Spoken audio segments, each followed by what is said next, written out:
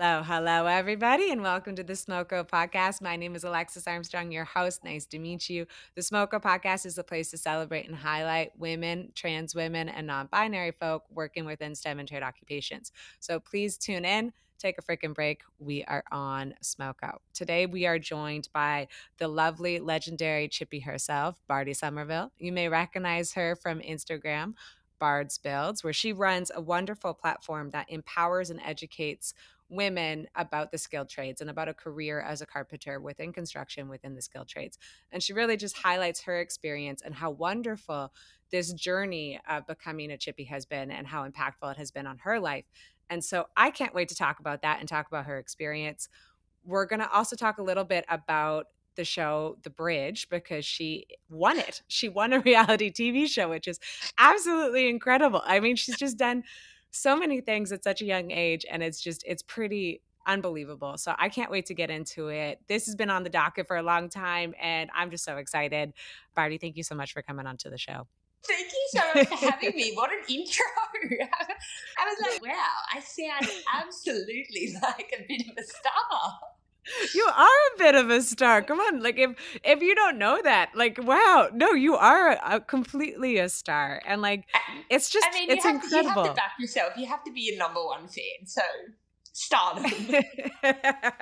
No, you have two fans, I think here. I think number one, number two. You know what I mean? Like it's pretty incredible, and it's wild how much you've done. And maybe to start us off, and we talked a little bit about this before, and so I don't want you to repeat yourself again, but feel free to go through it. Is I wanted to talk about like how you first discovered trades and how you first discovered to be like, okay, I'm going to become a chippy. What did that journey look like into becoming a carpenter and chippy? Yeah, I mean, this is honestly, I will talk underwater, so I'll repeat myself all day. But honestly, I think, as we said before, with women who are in male dominated industries, their story is always so interesting because it's kind of like, how did you get there? Like, it's just a bit Mhm. random, I think. So for me, yeah, I grew up super like in the country. My family are beef farmers, and I actually am from a really long line of strong, hardworking women, but I think it didn't quite click, I guess. Mhm. And it just wasn't offered like in high school or anything like that. So at 18, I finished high school and I moved to Sydney. It was about 8, 9 hours away. I moved to the city to study at uni, and I was actually studying art. So to be an artist, maybe going to like art therapy or high school art Cool. teaching. Yeah. Very And different. yeah, completely different. But yeah, while I was in Sydney, I'd been doing bar work, hated it. And my dad, I wasn't actually raised with him, but he lived in Sydney, and he called me one day and said, "Do you reckon you might want to try out some labouring? We're looking for labourers. Do you think you might want to just try it?" And to be honest, just was at that point, like, you're at uni, you don't have a lot of money, hating bar work.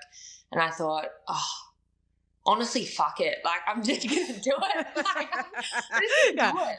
And so took myself off to Kmart, bought some boots, 2 sizes too big, wore like double socks, rolled into site. And this is the thing about the story. Everyone thinks I'm going to say I stepped onto site. I loved it. I hated it. I I genuinely, love that. I did. I didn't love it. That's the honest truth. And I think Mm. it really was. I mean, I was in a position where I needed a job, and Mhm. that kind of pushed me to keep showing up. Like, I Mhm. needed work, so I kept showing up. And it was through continually doing that I learned more and more about the industry, about the trades. I became interested, and then I was at a place where I was either going to go into my final year of uni, or I was going to start my apprenticeship. And I looked at it and I thought, right now, I have a job that I like love, Mhm. and like I'm at uni paying to study for something that, I might Mhm. not find love and passion the same way as what I already have now. So I just did my apprenticeship, have not looked back ever, not once. I'm so happy. Like, I just am stoked that I did it. Ugh, I love that. And thank you so much for your honesty and thank you so much for like being real with it because I do think sometimes like because it's a winding road to find these careers. I think a lot of people think that like as soon as a woman steps in like a field like geology or construction or Mm, carpentry that they're gonna like have this kind of like come to the light time of being like, whoa, like this is what I've been missing. And I love that you yes. were like, nah, like I didn't really like it. Like it took time to like build and to like get comfortable. It's so real. It's so good. Because yeah, it's just I don't know. I see like no value in holding back something like that because I look at it and I'm like, it is just the truth, and Mhm. it was challenging. Like it wasn't easy, and it was like a full shock to me. I'd never been in that exact situation. Like it was wild. So there's no Mhm. use being like, oh my gosh, it's been perfect. It's always been perfect because when you retell that story and younger people listen or going through their experience, they hear that and they're like, oh my God, my experience is so wrong. Mhm. Not that there's a right or wrong way to experience something, but I think, you need to shine a light on the fact that, it is Yeah. still in the new phases. Like, even for you being a geologist, like, it is still in infancy of like having lots of women come through. So we're not at that place where it's set up for women. No, not at Yeah. all. Like it's like it's not really for us and like we're kind of almost the guinea pigs of it and you have to adequately Yes. like going through all of those motions when it's also a new experience to you and you're really young, like being like 19 and being like, okay, this like transformative growth and like learning something completely new, learning a new industry, learning all these new skills in an environment that's not really made for me. So like it's new for them as well that they're like, what do we do with Bardie? Like all of a sudden we have a girl on site. Like, okay, like Yes. it's kinda, like, rocky at first, so thank you for bringing that back and, like and Mm. talking about the truth, and, like, I do think it's really important for young women listening because it is kind of a growth and it's a journey into it, and it might not happen right away that you instantly have that moment, and maybe you do have that moment later on, maybe not, like, who knows, but it's nice to hear that you did eventually and you fell in love with it, Mm. and Exactly. And I think it just goes to show, like, at the end of the day, like, we're not pushing to say that these jobs are for all women, but we are Mhm, saying that we want to give women the opportunity to see if it is something they could love. Like, and mhm. that's all it's about. It's just about opportunity and opening people's eyes to that. Mm. Totally, and giving them that, like, space. Do you remember if there was a particular moment or if it was just a grind that you eventually fell in love? Like, when you made that decision to be like, "Okay, art school, continue," or, like, go in to start apprenticeship, like, you've at that point, you already loved carpentry. Was there a moment that you were like, "Oh my goodness, this is my first love and I could see a career here." Like, do you remember that? Um, to be honest, I actually do. This Mm. is so wild. I don't know if many people have like that moment. It's like when people talk about their relationship, they're just like, in this moment, I knew I was in love. Like, in this Love at moment, first I sight. knew you were the one for me. But it was just an afternoon on site. I think it might have been like a Friday. We were doing overtime. It was like 5 o'clock. And we had the concreters there doing all the form work because we had to pour a slab the Mm. next day. And I was there and they were doing the form work and they asked me if I wanted to use the nail gun. And I was just like, really? I really need to. You want me Like to a have a cute little kid. gun? And so I did. I had a go. Mm. I fired it. First nail, no clue. I don't even know where it went. And you could see they were kind of like, I don't know if we should have like given her a go on this. And then I remember it so clearly, like just firing the next shot and having it go into the timber and just feeling like this sense of just power come over me and just feeling so empowered as a woman. And I was just like, okay, this is what I want to do. This Mm. is what I need to do. And that like just sealed the deal for me. I was like, I want to be firing off guns the rest of my life. Let's go. Oh my god, I absolutely love that, and, like, I almost knew it was gonna be the nail gun because this is you're 3 for 3. I've interviewed 3 carpenters. Every single carpenter been like, "What's your favorite thing?" They'll be like, "Nail gun, nail gun." Like, "What was the moment of, like, love at first sight?" Nail gun. Like, there's I think there must be something associated with that tool, like, it's just Yeah. I think powerful or it is though, because you do just like you just feel powerful. Like I think if we just got a truckload of nail guns, we ran around to every school and we just said, let's fire some nail guns. Come on, girls, let's go. Like you would have that many chippies signing up. Forget about the Mm. trade shortage. Like you will just because it is. You just feel like, to be honest, you just feel like that bitch. Like, Mhm. it's Yeah. it's something else. I think it's the closest that we'll ever get to, like, becoming a rapper for a day. Like, it's just that, like, level of confidence of just being like, "I It can take over the freaking world." Like, it's just beautiful to see. I love that that was the moment, and I love the idea of giving everybody a nail gun at school. Like, love it. it's the truth though. I truly like Mm. I say it as a joke, but I honestly know if we did, people would come running. People would come Yeah. running. Someone get me on the education board. It's happening. We're there. Sign this girl for government. Like, this Sign girl, me for yeah. government. I'm going in. This I'm going girl's in. I've going got places. ideas. Yeah, exactly. Nail gun, and I would also counter the second one is, if we need welders, is give someone a torch because I also think Oh, that's a very powerful one as well. First time you that hold a is so torch, I think you're like, yes. mhm. And that's what we need to do. Like, we've got a trade shortage. We just need to pick the coolest tool from each thing and take it in and just cut loose with everyone and just say, come on in. Come on in. This is what you'll be doing. Like, Yeah. full just wool over the eyes. This will be it. You know, there could be some weight to it. There really could. I honestly, I think it could. And I think like the science equivalent is just like show that every single portion of science has some part of explosions in them. Like chemistry, you can blow Yeah. something up. Geology, you use acid all the time. Like it's like I think you just show that aspect and then you'll get them too. See, you've nearly got me changing careers now. You talk about blowing things up. I'm like, okay, where do I sign up? Done. Government to pyrotechnics, man. Is that the answer for my next one was like, what's your favorite thing about your job and like your favorite task that you get to do at your job? Is it nail gun? Is it maybe framing? What's a favorite part of working in construction? I think, there's so many different things that I really love about it. I feel like it's really hard to narrow down because I think it's the combination of everything that I really love. But for me, I think what keeps me just coming back and coming back is like I just have this hunger for getting stuck in. Like I love Mm, just getting to work, getting stuck in, wanting to know. Like I just have this thing inside me where I just want to know, I want to understand, I want to create quality work.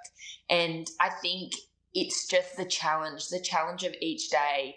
I think I really embrace challenge mm. and I'm a bit hungry for it in a way, not in a bad way, in a good way, I would say. But it's just, I'm a thinker. Like I like to be Mm. actively thinking, working, and doing all of those things. So it's not one thing, it's just a combination of everything. The bigger picture almost of like how dynamic it Mm. is or like how many things you get to do or like personal challenges or like personal growth to be like I get to like learn something new or do something new. Is that kind of stuck in? Would that define it? Yeah. I think, like, to be entirely honest, with carpentry, I don't think I've ever done anything in my life that has taught me more about the person that Mm. I am. And just to wake up every day and, the challenges you face, the stresses you face, the problem solving you do, I think it really sets a tone for what you can achieve in all other areas of your life to, you know, you have no choice when you show up at work what is ahead of you.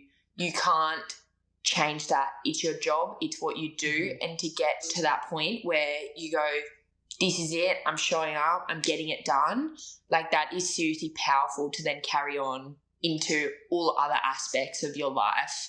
Because that's all we can do, like, really, in Yeah. our lives is just, we can't control everything, and it's when we just take the next step and go, I can't control everything, but I'm going Mhm. to get through, I'm going to push on, I'm going to solve this to the best of my ability and let go of what I can't. So Mm. yeah, carpentry's taught me a lot, genuinely. That's so beautiful, and, like, I love that idea that, like, carpentry or working in the skilled trades is basically like a microcosm of life and, like, teaching you kind of the foundations of how to deal with a lack of control or when everything goes wrong, and what are you gonna do about it, right? Like, just being shoved in a situation where you're like, "I have no idea really what's happening. I just have me, my skills, my team, communication, and we're gonna try to do our best that we can on this day, and we're gonna pick it up tomorrow, and who knows what tomorrow is gonna happen." Like, it's a very realistic thing because it's so different than a lot of industries that I think are very static. I think it is so realistic and so microcosm of life and that you can't control things. And I think that's such a beautiful thing that you've learned so much from carpentry. Is there something about your learning that has surprised you that you were like, "Oh my goodness, I didn't know like this version of Bardie existed that came through working in the skilled Mm. trades?" I would say the thing that surprised me most, and I think the, like, a piece of me that made me really, like, I really had to look at myself starting in the industry. I think you hear a lot about, like, the pick me Mhm. girl, and Mm. I think growing up I was always kind of a tomboy and stuff like that, and people would say things to me like, oh, you're not like other girls, you're not blah blah this, blah blah that. And I think when I was younger, I wore it in a way like a chip on my shoulder, like, I'm not like other women, I'm not like other girls. And then starting in the trades, I actually found I really struggled with my femininity. I really lost Mhm. myself, and I felt like I had to show up, like, as a man, I had to really Yep. step into my masculine and Mhm. put on a face that I wasn't, because I was so insecure and scared of showing Mhm. myself as a woman. And so, I didn't treat my body well. I drank a lot of alcohol, ate rubbish food, talked Mm. poorly, just the classic, like, tradie. And I think that experience, like, I became so unhappy and so detached from who I Mhm. was. And that experience really made me look at myself and go, who am I? What kind Yeah. of woman do I want to be? And it really took me on a journey to be really empowered in myself, but also really empowered as a woman, and understand that, there is no, you're not like other women. It's that each woman, as Individual. exactly who they Yeah. are just amazing. Like, none of us are like each other. And Mhm. you can be a woman, you can be in your feminine power however suits you. It doesn't change the scale of your womanness or your worthiness. And that is the biggest internal lesson I think I've taken. And just now, like, I stand in who I am and stand in my power, and it feels so fucking good. Like, Yeah, it it feels, feels fantastic. It feels it does. Like, authentic. I don't Yeah. know, you could probably relate to that, like, Oh, having that real, I suppose, like, challenge with sense of, like, identity. I was in an oh, identity crisis. totally. Like, when you were telling that story, I was like, you're describing my, like, 19, 20 to, like, probably honestly, like, 26-year-old Alexis. Like, I was stuck in the same identity crisis, and I think it's so common for women who work in our industries. Like, I was stuck in that role for a very long time because I think it's a defense mechanism almost. It I think is, it's yeah. like, I don't know how to control my situation. I know that this situation and this environment doesn't really feel safe, that I can be myself and I can Mm. be authentic. And I also do think that there's kind of the same journey of tomboy and like pressure of being like, oh, you're not like the other girls, you're more like a Yeah, boy. the And like, cool girl, the cool girl. yeah, like, I think you get, like, in that pipeline, and I think that pipeline does go into, like, STEM and trades because I think that Mm, that's kinda what's pushed on you because you're like, "Oh, well, you're, like, more masculine as a girl or more stereotypical masculine." You get pushed into these industries a little bit or, like, they become presented to you because you're a different girl, you're, like, a tom girl, and then I think it mm, does lead to, like, an identity crisis, and I know it took me a long time to feel authentic and to get comfortable wearing makeup and get comfortable having my presentation outside of my life at work come into my life at work and be able to be yes. consistent and not feeling like I had to code switch from one to the other and be two different versions of myself. But Mhm, you're right, like that that step into authenticity was so empowering and it was so beautiful and it finally like clicked. And I was wondering if we could talk about that a little bit more because I think you can see that you have now become comfortable being your authentic self in your mm, social media. And like I feel like that's such a big movement through your social media is kind of this new definition of trades and allowing yourself to be authentic. Could you kind of talk through a little bit of where you are now with it and your journey of starting to be more authentic and starting to present yourself more authentic. How did that happen? What has that been like? Have you talked about this with other women in trades or like have young girls come up to be like, "Oh my god, I'm in this identity crisis." Like, where are you now with it now that this is kind of part of your platform? now I would say in terms of identity, when you like genuinely, and there's definitely a long time I was kind of like brushing the surface of being there where I could talk about it. But when you genuinely step into and accept that authentic Mhm. part of yourself, I think you just shine different. Like there's no denying that you have stepped into that place. And for me, I definitely like, I always have women, young women, older women reaching out to me and trying to understand what they are going through because they've Mhm. heard me talk about my experience and all of these things. And I don't know, I suppose I really just started valuing my experience and understanding that when I speak, it makes it a lot less scary for other people and Mhm. bringing to light that I think there's this idea that when we go through something, it's like, oh my God, no one understands me. I'm the only Yeah. person going through this.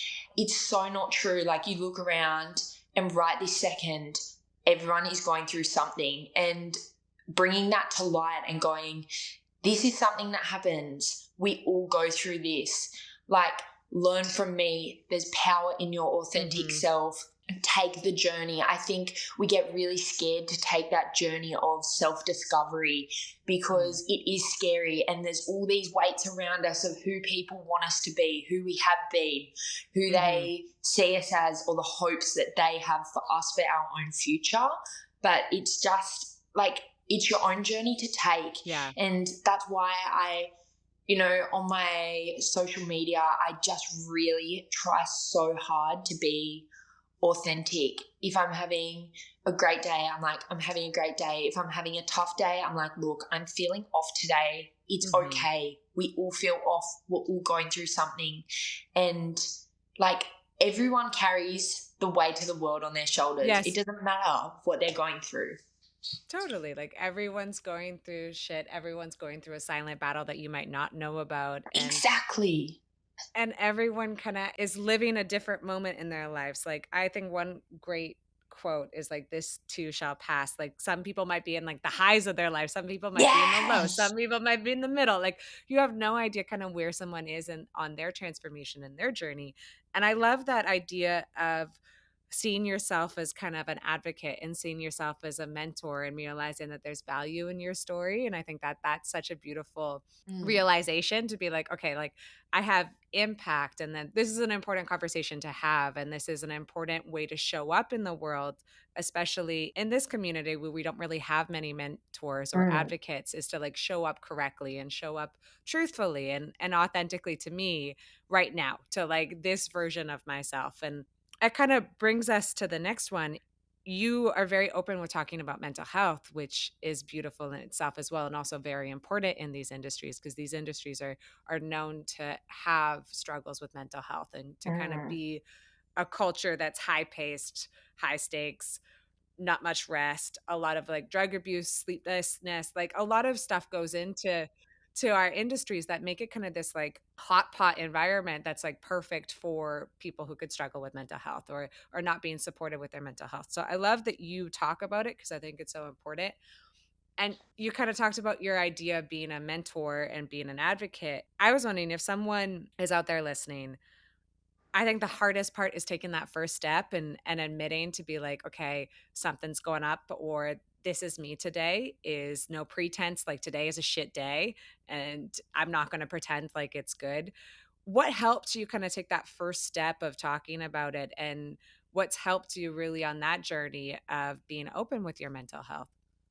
So I grew up and mental health was very much like around me. I Mhm. have family members really close to me who have struggled with their mental health since, I was born to Yeah. today. So it's always been something I'm been very aware of. I was a child, I didn't maybe quite understand what it was, but knew something was different, to Mhm. now really understanding what mental health is.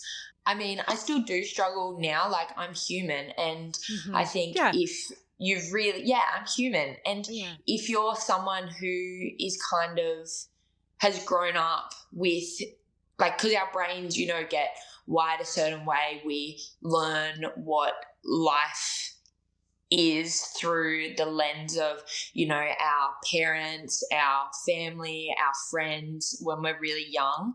So Mhm. I do still hold on to old beliefs and things like that. Mhm. And I know that when things are stressful for me, I feel myself gravitate back to, negative self talk or whatever that may Mhm. be. I was super lucky that in the hometown I grew up in, we did have access to free counselling. So I saw my first therapist when I was 14, which Yeah. so lucky. I think in Australia we're quite lucky to have those services, but it's kind of like there's no right journey there. Like, of course, we'd Mhm. love people to get help before it's too late and before things get really severe.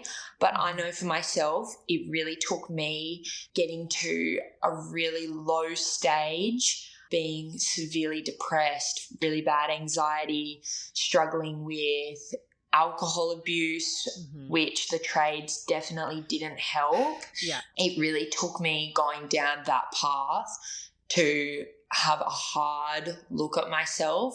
I clearly remember waking up one morning and just looking at myself in the mirror and thinking, you need to change Mhm. because this isn't a life worth living. Like, this isn't your Mhm. life. This isn't what you have fought so hard to just have this as your baseline. And, Yeah.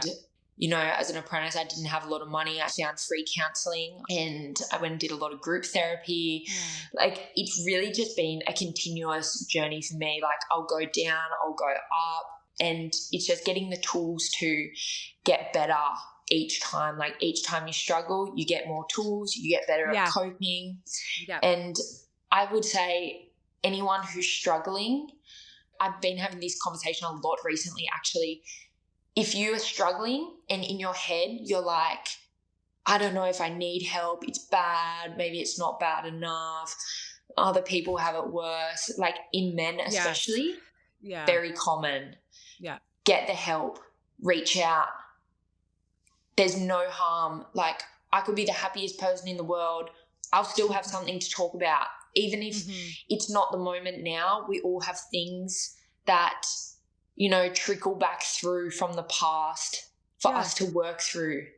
Yeah. So it's super important. Mental health is the most important thing we have, like to be able to and show up in a healthy way. It's not just about your body, it's about your mind. And it's when all of that comes together. And like the Yeah. trades are hard, they're not set up to look after yourself, to talk about No. problems. Yeah, especially drinking. That was a hard one for me. Like the alcohol and drug abuse in the Yeah. trades, I struggled with drinking because it's what everyone always did. Oh, And totally. Yeah. yeah, and I think It's whether the you're a culture. tradie or not, Yeah. even as a young person, if you're struggling with your mental health and every weekend your mates are out partying and drinking, it's a slippery slope. Totally. Thank you so much for talking about that, and thank you for being so honest with it Mm, and just so truthful because I mean, I could relate to it. Like, I think that these yeah. industries are really hard and fast. And I think they're almost like living life like a roadie or like a It touring musician. is. It's an odd thing that we don't talk about, but you usually have like financial freedom fairly early, usually make good money, and it's usually rotational shift work that it's kind of surrounding this culture of being on having to use stimulants usually because you're working like 12 hours or 14 hours, so it's usually Yeah. also really hard on your body and just like to stay awake and to stay functional.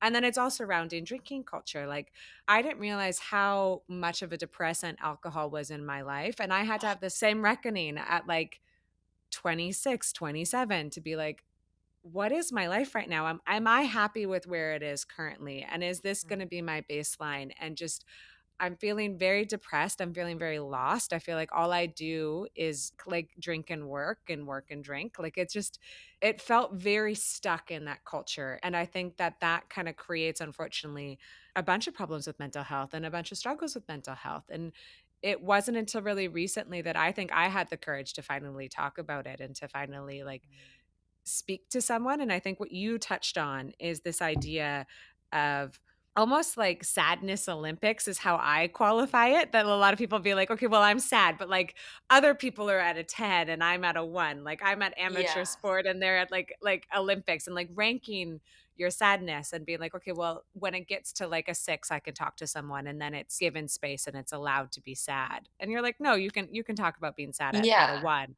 or stressed at being a 1. I don't know if that makes Oh, sense or translates, but like I that think that they're makes so much sense. Yeah. But it's also like we do it with everything. We create Mhm. this like scale in our heads for so many things. But, a lot of the time people are like, some people are a 10 and I'm a 1. And it's like, babe, you're literally an 8. It's just Yeah, like, yeah, it's yeah, like, yeah. it's like, you're really, you're definitely, it's really bad. So let's wrap Yeah, that up. Let's go get someone because like, and I think some people just need to hear that. Like, you're not taking someone else's spot. You're not taking no.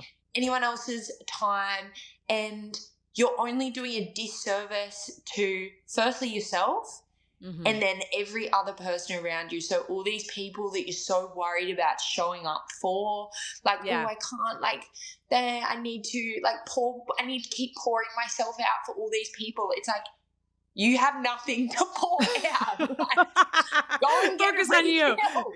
Yeah, yeah.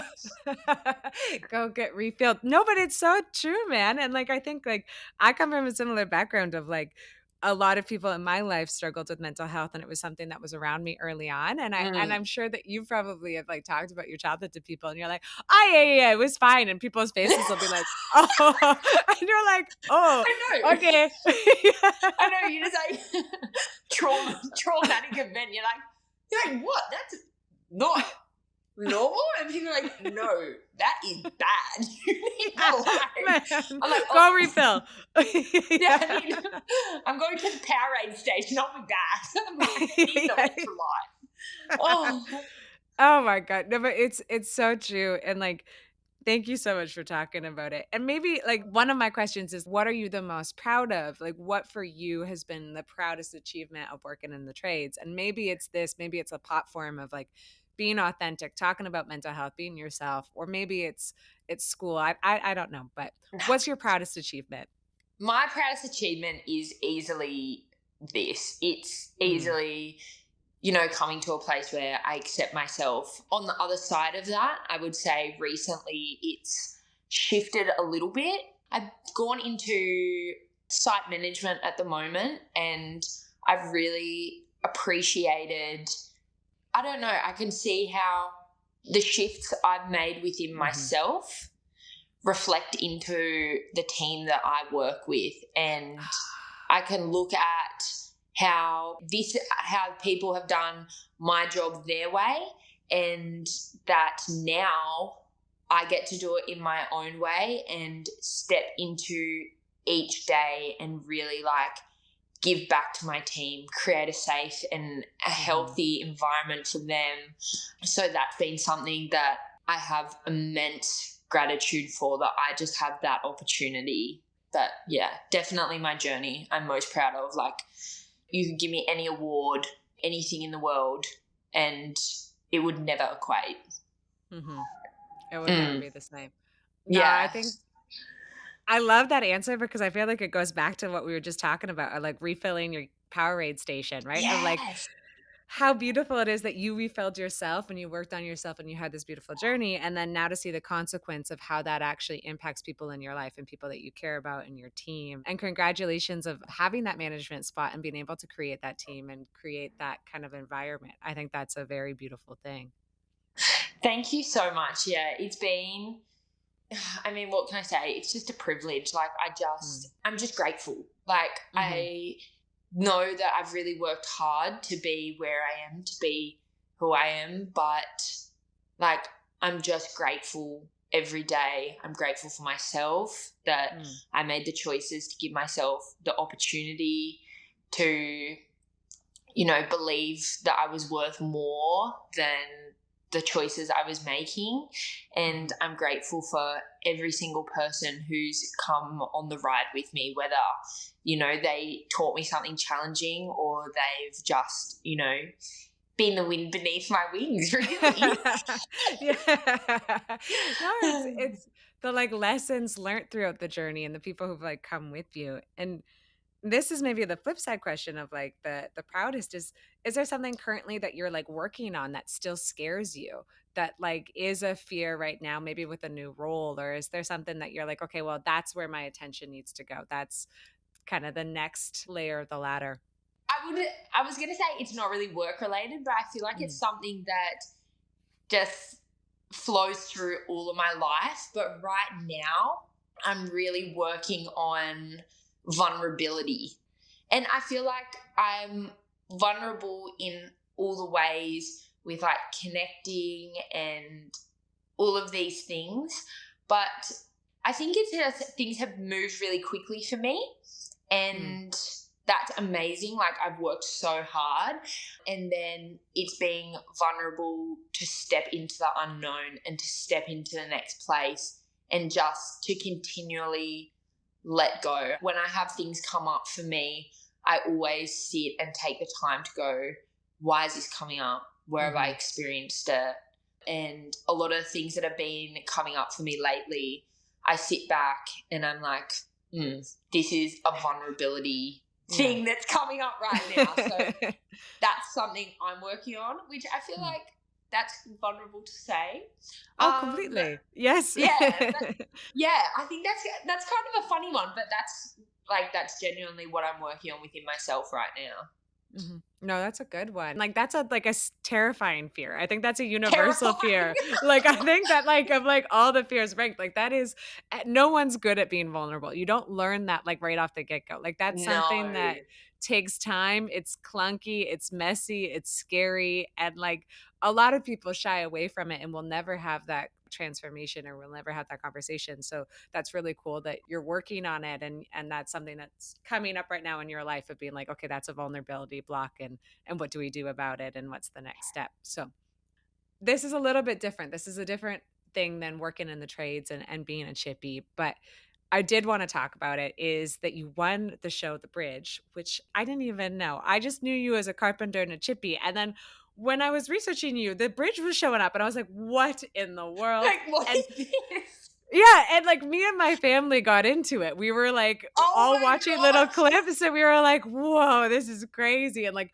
"What would you do in this situation?" And I wanted to talk about your experience of it. If you could maybe describe the premise of the show for people who aren't in Australia, who maybe don't know it, we can spend a little time there, but what I really wanted to focus on is, like, it must have been this crazy transformation, and I feel like you probably stepped out of it as, like, a totally different person, and if we could talk about that, about, like, how that experience was and, like, that transformation up to where you are now, like, it crazy, crazy, crazy. Crazy, crazy. Okay. We'll quick recap. I'll quickly recap like kind of what the premise of the show is. Pretty much Australian wilderness, they send 12 strangers into the middle of nowhere, like completely living off grid. You're given hand tools, you're given literal trees, like giant. And they say 17 days, I think it was. Mm. 17 days, build a 330-meter bridge. Good luck. There's 250 grand at the end. One person can cross and choose what they do with the money. Oh my god. So, yes. Absolutely wild. I ended up going on the show, so they found me. And I was like, do I, don't I? Was feeling like kind of scared. And then I honestly looked at myself. I was like, you know what? I'm feeling a little bit comfortable lately. Mhm. I've been looking for something to push me to grow. Yes, it definitely did. Like, Yeah. it was, to be completely honest, it's only like now that I feel I can genuinely discuss it and talk about it, because it was like mentally, physically so intense. Like when I was on there, I think I went into it, and this is when I talk about being in that place where you're like, I'm healed. I'm like, I've done the work. I feel like I went into it a little bit like, I'm healed. I've done the Yeah. work. And it literally, Sucker punched you. it, I mean, like, yeah, check I don't, yourself. it drop kicked me. It was Yeah. like, bang, just like, woo, I went flying. Yeah, I would say it put a spotlight on everywhere that I needed to work on, and brought up just so much stuff for me. But it was genuinely one of the most incredible experiences I've ever had. I have in just the most beautiful and amazing friendships from that show, and I wouldn't change it for anything. Like, without the money, I wouldn't change the experience for anything, because I learned so much. Like, just to get to that place where you've fought your last fight 20 times, you've reached your breaking point 20 times, and you're still pushing on. And I would stand there. I ended up being voted like the group leader, and I would stand there and I'd just be like, I'm exhausted. I feel fucked. And I'm standing in front of all these people. I'm just like, wake up. Let's go, suckers. Rise and shine, because we're going to kick today's ass. Like, and pushing people to like go above and beyond what they believe their limit is. Like, we have no idea how much we are capable of. But yeah, I think the flip side of it was I got so much from it, grew a lot, but when it all aired, it was super hard. And the thing it taught me most, for anyone who hasn't seen the show, I won, and I decided to take the money. And I'd been like very transparent that that is what I was going to do. I wanted to change my life. I have completely changed my life, but you know, It comes with flack. Like, people on yeah, the internet exactly. say And stupid things. I couldn't yeah, and a imagine. lot of Yeah. people believe that I was really unauthentic and lied to get my way there. And I had a lot of people just like, I still get messages. I got one yesterday, just people saying, like, you're such a liar. You disgust me. I wish you nothing but the worst. And when it first aired, because that truly was probably one of my first proud moments to choose, like, really choose myself, like to actually do something, because I'd definitely done the work in a way that I had chosen myself, but to choose me in a place where I'm looking at all of these other people and still never chose myself over anyone Yeah. else. And that was like massive for me. So Totally. I felt like that was probably one of my first like times where I was like, I'm really proud of myself right now. So And you should be. everyone, Yeah. yeah, and everyone was like disgusted in me. And the lesson in that for me was only Mhm. I get to decide my own value, my own worth. And if you spend all your days looking online, looking external for people's validation, like you're only worth that What much. That's yeah. it. And they also have such a skewed version of you, like the version of you that they're giving you validation on if you like check minus or like a binary system.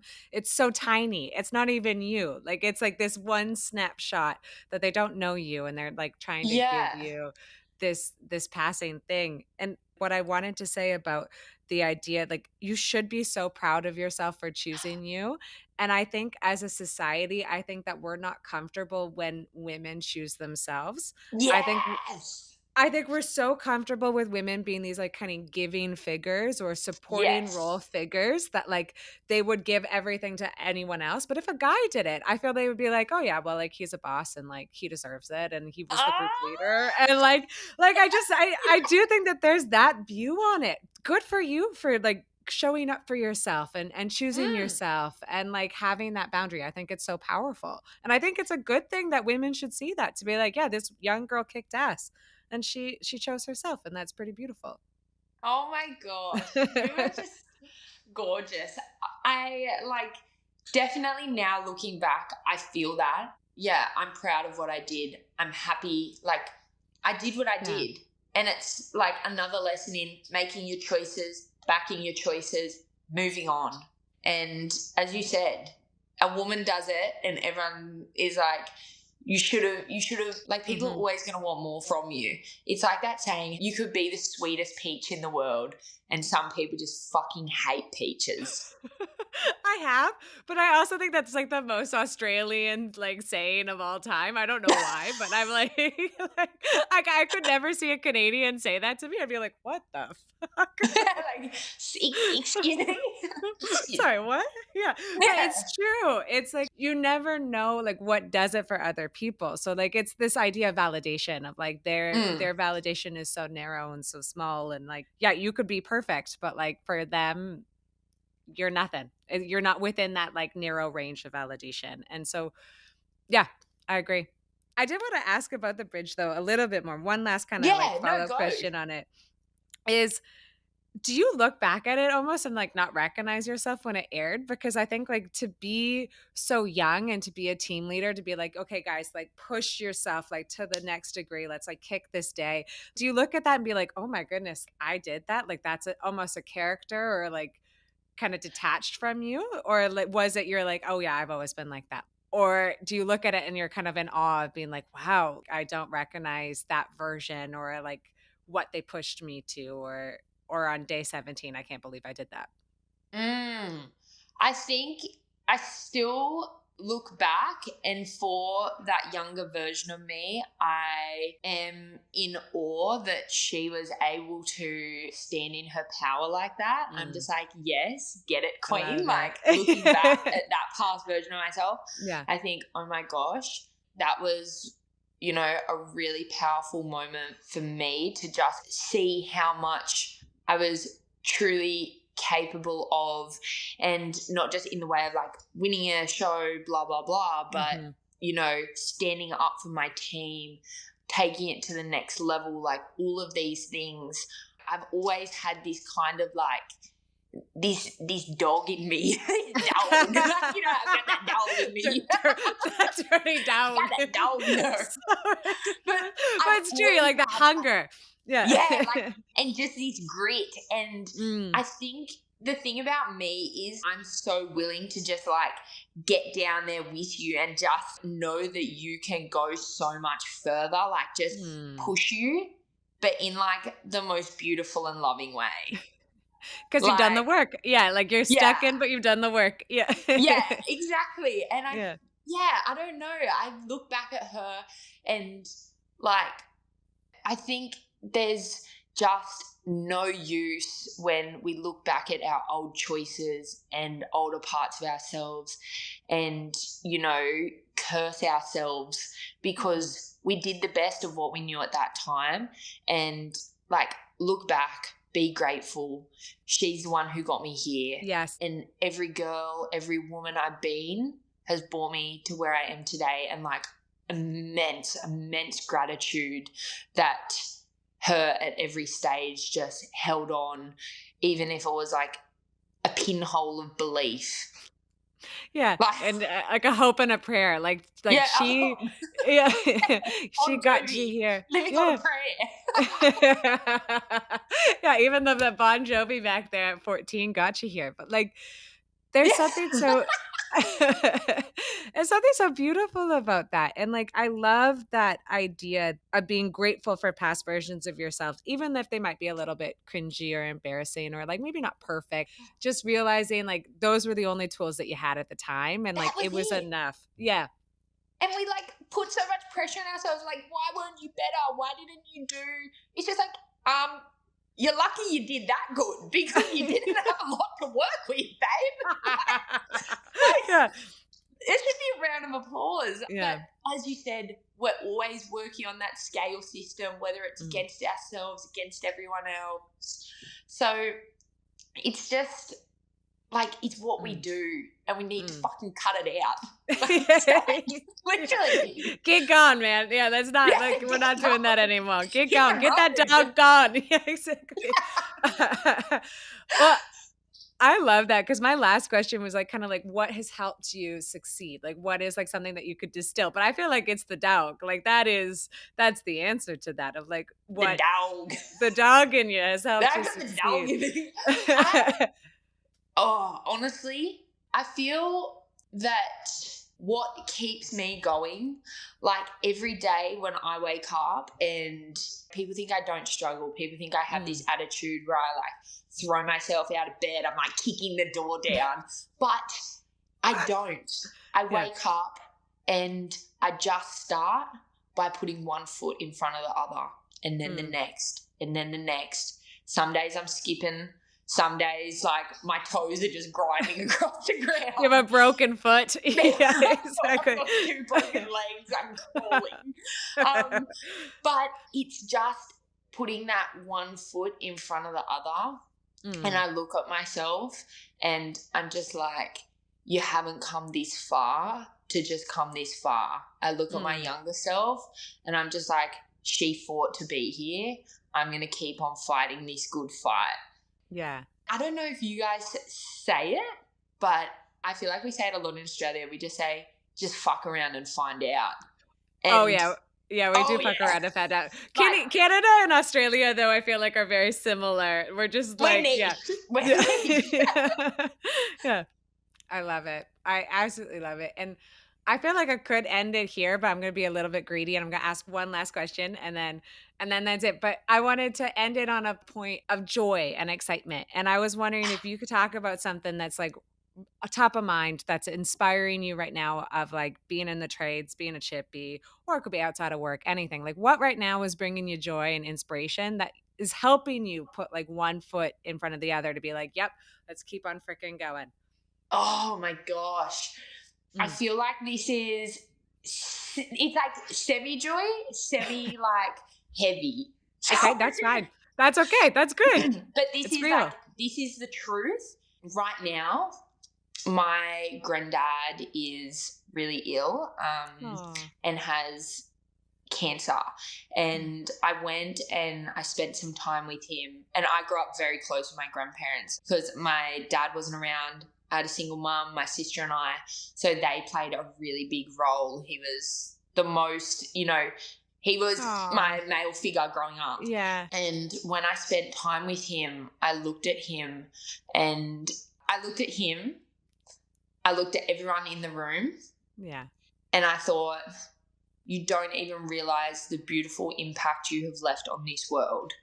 The reason I give, the reason I wake up, I have kindness in my heart. Like this man, I'm not joking. He, because he is from an older generation, to every single issue I've ever had, he's shown love. He's entered without judgment, and he just gives. Like, he gives with no expectation of having anything back. His mouth doesn't say a harsh word. Mhm. And when I feel like it's hard, I just think our life is worth so much.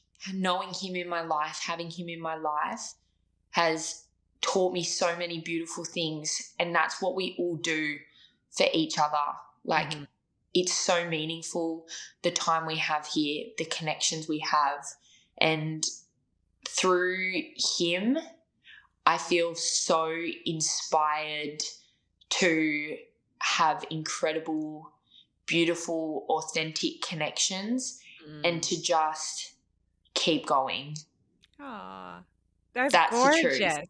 No, that's Thank beautiful. That's the way to end it, man. That's beautiful, and I think that, like, I love that you have him in your life, and I love that you're able to, like, celebrate these kinda, like, last moments and you. to celebrate your lives together right now, and I think that idea that he's been this beautiful, kind, non-judgmental, open, caring person, I mean, I think you can see it in you and all these answers, and just this interview was just absolutely so lovely, and just thank you for being yourself and thank you for being your authentic self and showing up for others and spreading these words of affirmation and positivity and authenticity and just really having a conversation that I think is necessary in our industry. And just thank you a million times. This was a complete freaking joy. This made my Friday, man. Like you had impact on me. I hope this made your Saturday at 5 a.m. because that needs to be said on record. Like Bardie is a I know. champion. This is 5 a.m. on a Saturday in Sydney. Like, let's not pretend like magic of the internet to be like, oh, it's 2 p.m. and it's in a studio. No, no, no, man. Like she woke up at like 4 to do this. So just thank you so much. This made my day. Thank you. Thank you. Oh, no, I feel like I need to thank you. I feel like I honestly, I haven't told you. I'm just like, I want to be your friend. I I'm think just like, we are friends, man. oh, you have just the most beautiful, like, you're so beautifully spoken and kind and just, like, Oh, what a thank you. woman. I'm Oh, so grateful for just, honestly, thank you so much for having me and, like, taking the time oh, to talk and share. Like, I honestly, I feel so energized. Like, I feel incredible. And that's what oh, happens when, like, you connect with just incredible people. Thank you so much for having me. Like, oh what my a pleasure. goodness.